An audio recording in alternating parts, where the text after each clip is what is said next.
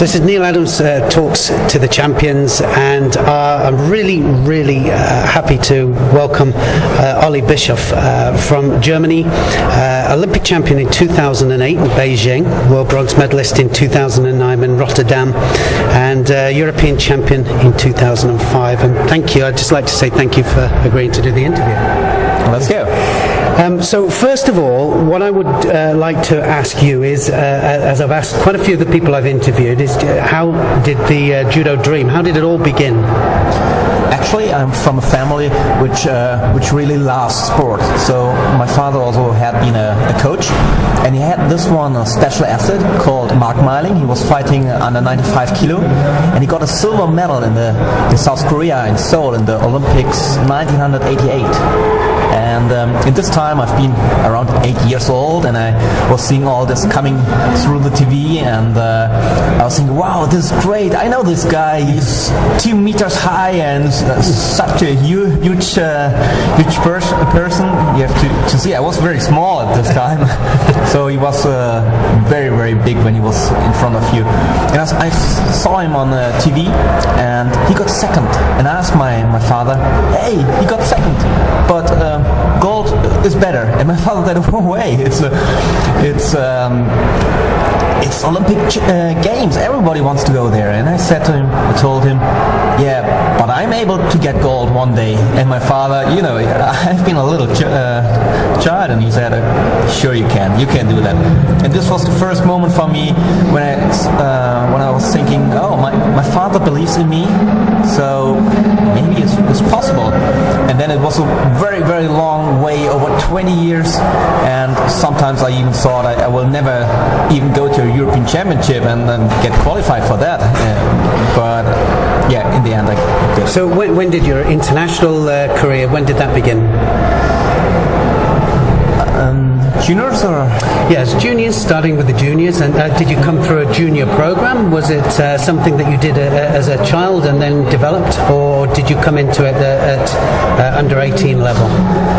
No, I trained a lot, but I wasn't so strong in the juniors. I've been my father was giving lectures all over the world. I didn't train with my father, I trained with friends. But one time he took me with him to Haiti in Port-au-Prince. It was a development program from the German government, and I've been there for 4 weeks, and I was training in Haiti to do judo, and I was in very good fitness, and I came back and I got German champion by surprise for the juniors. So everybody thought, oh, Ole Bischof, who is it? And this was my first junior title, but I didn't get selected for junior Europeans or junior worlds. But with 18, I was able to get in a military sports division in Germany. We had to do some military service at this time in Germany.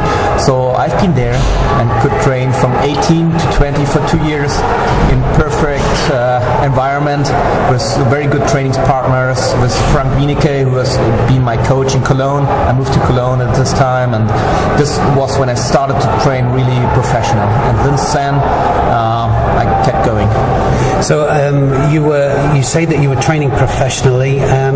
Take us through a normal kind of training week, or a training day first of all, and then a training week that is the difference between training part-time and training in a professional manner. You can't say I'm training every day the same thing. I think it's not possible in our sport. So if I'm training about 12 times a week, more or less, it's about 22 hours a week. I'm doing normally 6 times, 7 times judo, and 2 to 3 times weight training or running or stuff like that. So every day is different. When you became Olympic champion, was that, I know that you said that you went in with a positive attitude, you knew at 8 years of age that you wanted to be Olympic champion, but knowing at 8 years of age and then the reality of it when you get to an Olympic Games is a little bit different. But when you went into that Olympic Games, did you know that it was your day? No, I didn't know it in the morning. I knew I was in the best shape ever. My preparation was very good. I had no injuries at all for the last half year in front of the competition, so I was in incredible good shape and fitness. So I know I can do it if everything works out, but you never know. One wrong movement and you're out. So I gave my best. You said that you do motivational speaking about the difference between winning silver and gold, and I had 2 silvers in the Olympic Games, so I know how that feels to get almost there and be favourite to win it. But for you now, you've been Olympic champion. You're obviously in the run-up for the next Olympic Games in 2012.